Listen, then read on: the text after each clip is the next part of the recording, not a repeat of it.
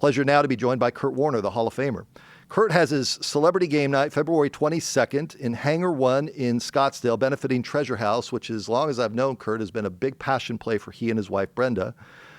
He also has this ultimate football experience, from my understanding. I was talking to Jake Plummer about that recently. That is in March. December 18th, he has a movie coming out. His son is playing quarterback at Brophy. His other son is playing college football. Other than that, you've got nothing going on.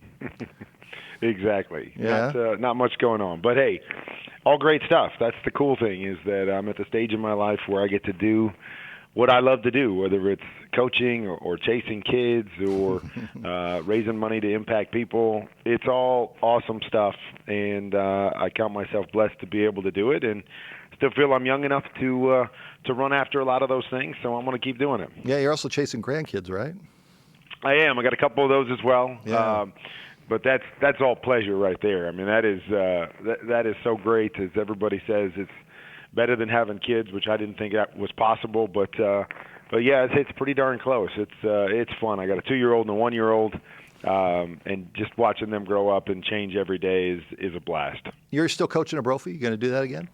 I am. My son's a sophomore now. Got a couple more years, so the plan is to coach at least through his time there, and then I'll figure out the next steps at that point. But I started with my other son, as you mentioned. It's in college now at Nebraska.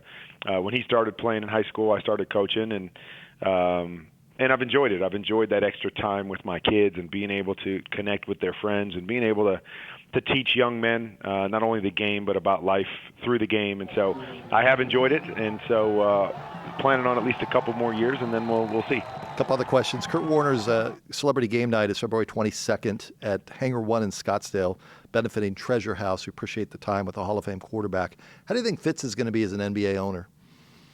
I think Fitz will be a great owner. I have a feeling he's going to stay in the background a little bit more when it comes to some of the things. You know Fitz. I mean, Fitz, he's such a positive guy and an upbeat guy that I don't know how he would fit into that role where he would have to come in and make changes and do that. I think he's going to be great, though, just because of all the value that he can bring as a professional athlete, as a guy that's been successful, that understands how to carry himself, the image in which, he portrays and has portrayed throughout his career.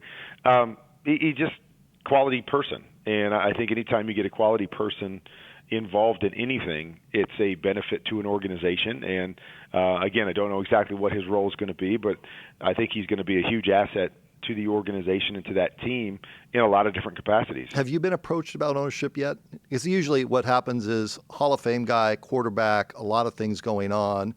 They get approached about ownership, and then they have to make a decision. And it doesn't matter what sport. I've just seen it through 30 years of doing this. Have you had that happen yet? Yeah, I have not had that happen yet. With all the different things I have my hand in, I think it would always be intriguing, to be involved on that side of it. You have people ask you all the time, general managers and those kinds of things. Sure. I don't really know. I mean, right now I'm at a point where I like the things that I do. I like the freedom I have. I like to be able to chase my kids around. But again, you also want to have value, and I believe whether it's coaching or front office or even ownership, that you believe you can bring value to an organization and sports franchise after having been where I've been and done what I've done. But I don't really know what the future has in store. I like I said, where I'm at right now, and I'm enjoying every day of it. And as things come across your desk, you take a look at them and you weigh the odds and you see what that looks like moving forward. And I'm going to continue to do that as different opportunities come my way. About a minute and a half left in this segment. Early thoughts on this draft class at quarterback. Have you dove into it enough to see Tua and Herbert and Burrow and your NFL cap on for a minute? Yeah, I mean, I'm starting to dive in a little bit as the combine comes around. I'm really set on that I love Joe Burrow and what he did. I like Tua as well. Those two guys, to me, have separated themselves at the top.